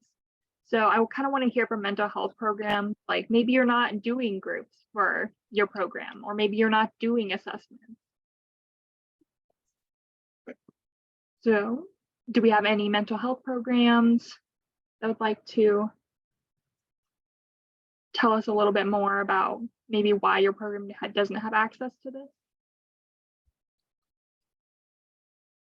I'm not a mental health program, but here in Platte County, I'm the administrator of our diversion that has to put this in. They will not get a certificate to do this. They won't take our funding otherwise. So I put it in, and that's the problem. I just can't get the information from them. They were good. They send me some stuff, but there's other things that I just don't get. And an ending date or discharge date, a lot of times they're there after they're out of diversion. And so then I don't have access confidentially. They won't give me any of that access. So they've been good to work with. It's just all the information that I want. I can't get it all from them. So they were completing the surveys, but it's difficult when I'm try and put it all in, and I don't really know what's happening with this youth and the provider. Yeah, this is a consistent issue where, you know, the person providing the service isn't.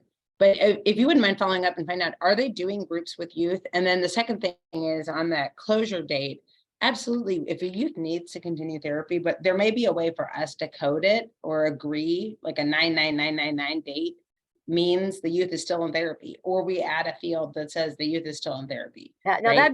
that would be great for me, because very few end while they're in my diversion program, because usually they started in because of coming into diversion. So yeah, that would be great to do that. I mean, that might be one thing to try. The group part of it, I have yet to have a kid that was in a group therapy session. Anger management does, but as for their therapy provider, it's all been one-on-one. Yeah. So that's the question I'm going to start asking mental health programs. Like we may reach out just because I suspect that most youth are doing individual counseling. So if you're mental health and you didn't have a lot of time to talk today, feel free to reach out to me, or I'll reach out to you to kind of boil down what some of this pushback is. So it just mean that it's not happening, right? So we don't collect data on things we don't do. So didn't bake a cake. Amy, you can keep going because I know we have like 10 minutes. So yeah. We definitely need. Okay, so we have the truancy program up next. And I think the main issue we're seeing here is GPA at intake and discharge. So maybe programs aren't getting this from school, maybe it's not in the referral, maybe you don't have access to their grading online portal, and testing has an issue too. So maybe you're not providing tests, maybe you're not doing a school refusal form. But we just like to hear from programs to see.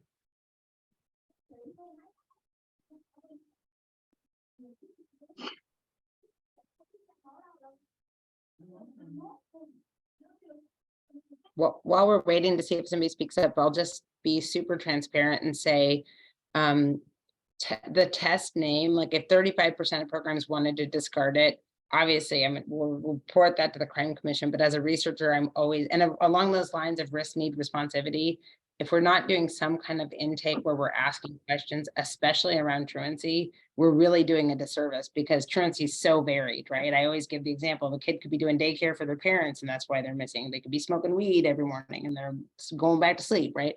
So we need some kind of test, assessment, questionnaire, something to get at the reason the truancy is happening. This is so Jen in Buffalo County. Sorry.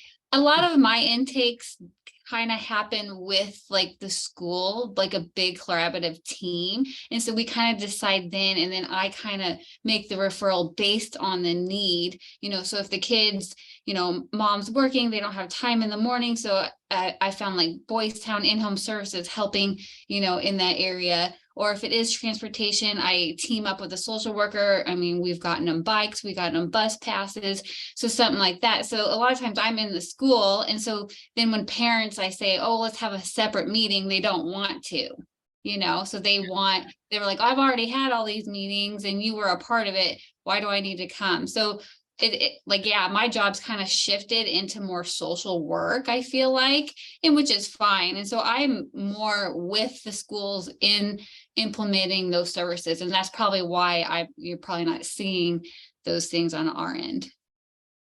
Well, it sounds like you're being super responsive to what the youth and the family need. And maybe our system needs to use a different form to capture the reason, right? The assessment you're doing is being done in a team setting. Right. So you might see more and more of that around these kind of circles that are being around truancy. So that's good information for us and something we can step back and take away and maybe capture that in some way. Right. So thanks and a then lot. One other thing on the truancy, when it says like grades, it just says mostly A's, mostly B's, mostly C's, D's. And it's like they have 9 classes. Some of them are like, I have 4 A's, 2 D's, and an F. So I'm like, I don't know what to put. So it kind of makes it hard to capture what their actually grades are.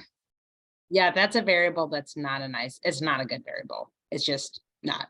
So we can see that by what programs report. We know it as researchers, maybe one we just don't retain. So totally got it. Thank you. Yeah, thanks a lot. Okay, moving on to our interventionists. So again, we're seeing the GPA at discharge issue, and then in the contacts tab, the end date, it's about a 50-50 response whether to keep or retain.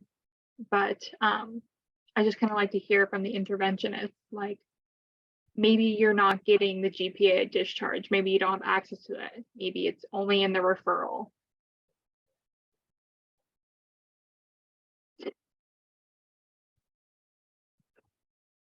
We have an interventionist we have an interventionist program in Hall County. Our interventionist is not on the call, so I'm not really sure, but they work within the school. They have access to that information. So I would think Hall County has that information, but we have kids, you know, that may start in middle school on the school interventionist, and maybe they were referred because of a school-based need in diversion, but 3 months they successfully completed diversion, but the school then picks up and says, well, we think we need, you know, this kid needs this additional support. So they may be under this program for multiple years. I mean, if you were to tell me Hall County is not recording the GPA at discharge, I could look into it and find out why, but I don't think that's an issue with our program because our interventionists are at the school and they have access to all that information. But maybe I'm just not aware of an issue. Actually, I'm going to be talking to her this afternoon. I can ask that question. That'd be great. This is Jen again with Buffalo County. Buffalo County, so there's 22 schools in Buffalo County. And so I have access just to Kearney, but I don't have any access to the rural schools. And I'm finding, the rural schools principals, it's high turnover. I request information and I don't get it. So a lot of the rural schools, I don't even have information on those students. Thank you. It might be with interventionists, we need to go back and look at what is the real goal of it. And then that end date issue, we know that's an ongoing issue. So it may be like ongoing therapy. We enter it as 99999 until it closes. If it's senior year, it's just, that's hard for programs to remember. So these are all great things that we're just starting the conversation on. Maria, I think you did. The other information that came out was that the pre-evaluation and the post, the pre is pretty easy to get, and they said it was long and daunting, but that was not an issue. But if someone doesn't successfully complete the program, moves off or is put whatever, we lose access to that kid. And so the successful people were able to get a post evaluation completed, but the unsuccessful, almost probably 95 or 100% of the times, we're not going to get that post evaluation. So I know that's a concern. Yeah, it may just be that this is something that if it's not required, we don't get it consistently, we end up not using it for research. So that might just have to be, right? Thanks a lot. Okay, and then the after school program, I'm not sure if Carrie Hopkins is on, because she is the one person that does the after school, but she reports she has access to all info and she wants to retain all the variables. So we can move on. Oh, not a happy ending. We have one more. Yep, the post surveys discussion. Yeah, just so you know, if you are, we save prevention, promotion, these post surveys for the programs that are currently doing these with youth. So if you are at, and I realize we're right at 11 now, so if you do need to fall off and drop off, that's totally fine. But if I would really encourage you, if you have youth filling out these surveys, just stick with us 10 more minutes, please. And sorry, we didn't time it perfectly. We wanted to allow it for the conversation and the discussion, so. Sorry, this is Jen again with Buffalo County truancy. I was just wondering, so are we going to take any of those variables off truancy or continue to enter the data, or what do you think? So the next step is we will schedule a fairly lengthy, first of all, we'll reopen the survey. So if programs didn't take it, we'll reopen it. We'll make sure the results don't change significantly. And then we're going to set up a meeting with the Crime Commission, because it's ultimately the decision of the Crime Commission. Researchers are going to say, we want it all, but you can't use it. People don't, if they don't have access to the data, we can't use it. So it's dumb to make your programs do work that we can't use. Okay. So it's in discussion, but nothing final things.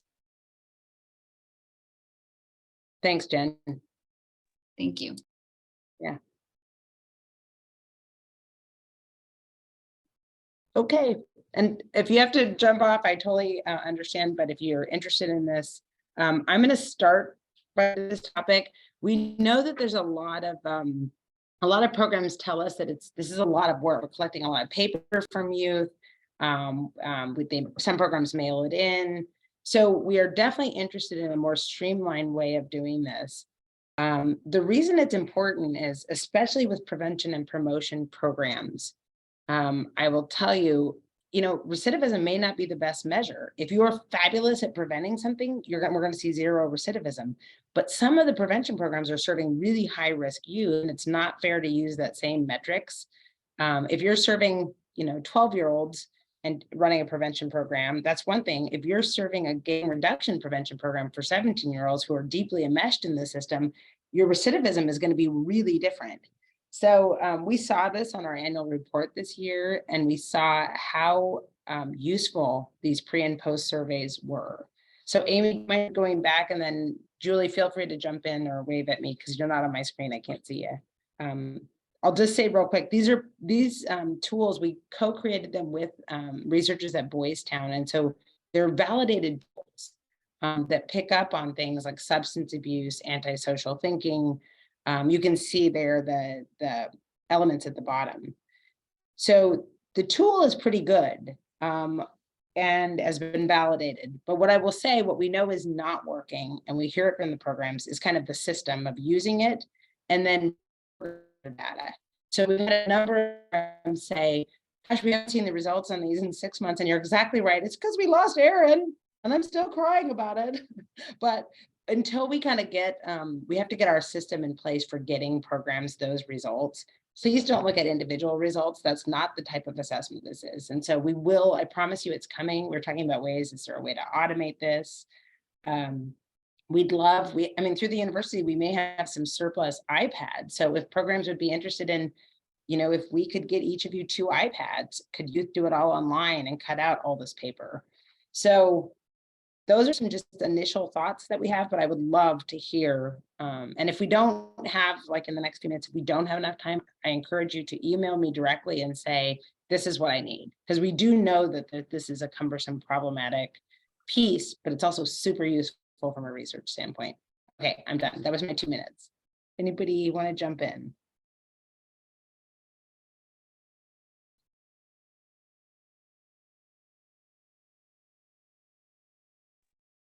Could those excess iPads be a retirement gift? I would go around handing them out to youth and doing absolutely, Randy. You just have to go around the state, Randy, though, and do surveys. Yeah. There's a catch. Never mind. No, I'm kind of serious, Randy.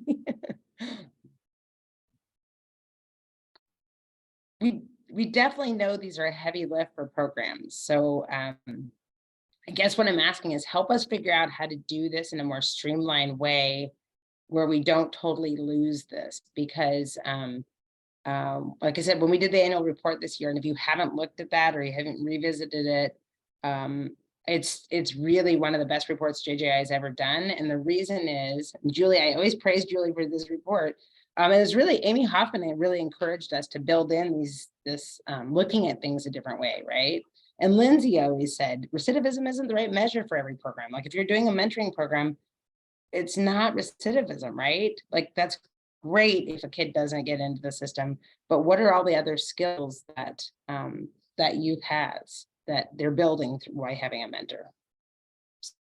Sorry, I plug in my computer. So somebody please jump in while I'm looking for my plug-in. I'm having one of those mornings. Hi, it's Kathleen from Concord. I'll jump in. We don't do a pre-survey. We could. And so that would just be something to talk as we're doing through the OJJDP, and then it would roll into other things. I don't know exactly which questions it would be. You have the evaluation that we're using now. I know one of those questions is about thoughts around law enforcement. So it's possible we could do that pre and post, just throwing that out there. And I don't know that it would be any harder. I can't speak for all the centers. For us,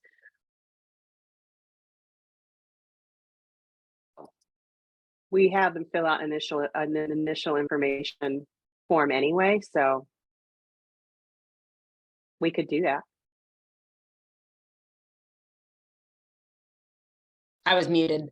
So the procedural justice survey that you're looking at doing with youth, we could do that pre and post. We could visit that, but this survey is something slightly different that's done like mentoring and mental health programs and substance abuse prevention types of programming that we saw really. We saw the needle move, right? We saw kids use less substances in some programs. Increase in, Julie, you'll have to remind me, was it a decrease in antisocial or callous? So there's some things that we really, that were really useful to prevention promotion programming. But, and I see some comments coming in that, you know, if we could make it all electronic, that's a possibility.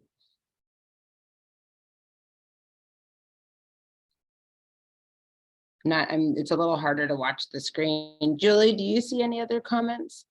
Just one comment from Jessica up here, online.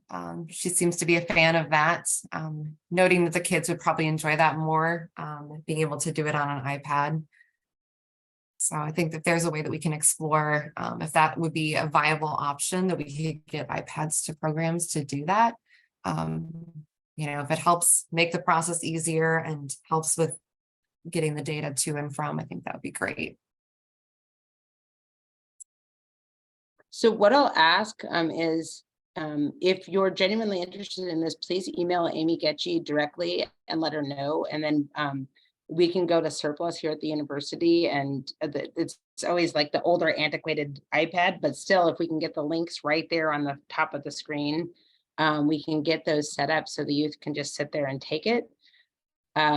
We have to think through, there's a way we have to capture the youth, like their ID number or their participant number. So we'll have to think about, there may be something that you enter in kind of as a code, like to start the survey, and then it would kick right into it. So watch for that. And if you can email Amy and say, yes, I'd be interested in my program could use 2 iPads. Because through surplus, they're usually super affordable, but they're a little antiquated. So good to know, good to hear. And those are set up electronically now, but I realize, like, even though we send you a link, you can't have kids sit at your computer and take the survey. So that's why we're trying to think creatively about this. And then real quick, back to Kathleen. Kathleen, that procedural justice, we could set it up the same way for centers, if you want to give that some thought, if that would be. No, we can do that because we have we're right now sending them through. We're having people fill them out electronically for the most part, and we have laptops at the office. We could probably do that. I'll ask Dan if iPads would be helpful too, but we can. They might, but we could probably. I think we usually have a laptop in each room, so yeah, we can do whatever you need. Awesome. Okay. Okay, so we're nearing the end of our training, and do any programs have any other needs that they would like us to know about? Any comments, questions, any way the JGI could be helpful to your program?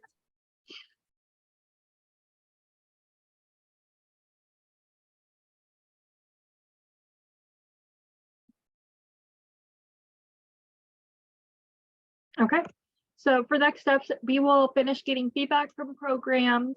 And we'll meet with the Crime Commission to identify options for JCMS improvements and evaluate what worked with our tier evaluation process.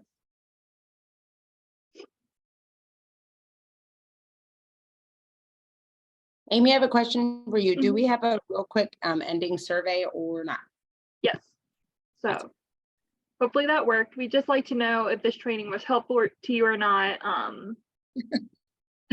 And if you guys can take that, that would be great. Give us a little more feedback on what we can improve on. Love it. And thank you all. Yeah, and thank you all for joining us. We really appreciate it. If you guys ever need any help or anything like that, feel free to email us. Yeah.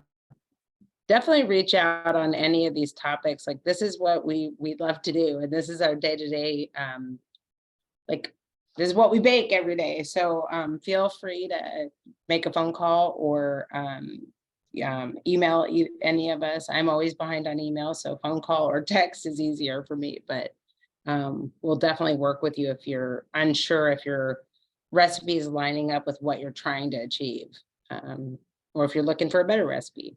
So I'll do a plug for Hall County. We're looking for a new director of juvenile services. So if you know someone that's really interested in a great job, send them to the county attorney in Hall. is that so you can retire, Randy? And I'm gonna step out no matter what, but yes, that would be really helpful to have someone step in before I'm gone. Nice. What's your D-Day? When are you out?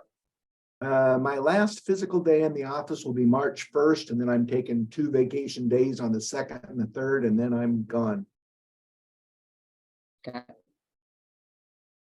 You're going to be missed. you can come back and visit, you can go pass out iPads.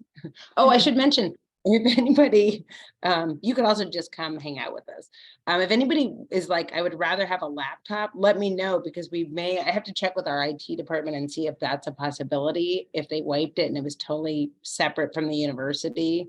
But maybe, it's good to know that information, and we'll follow up with you, but do let Amy Getchie know that, because we want to make this easier for your offices. Moving all this paper isn't good for trees. It's not good for your programs. It's not good for paper cuts, and the youth probably don't like it that much either. So, but the data is super good and useful. Okay. All right. Well, we will probably, you can start to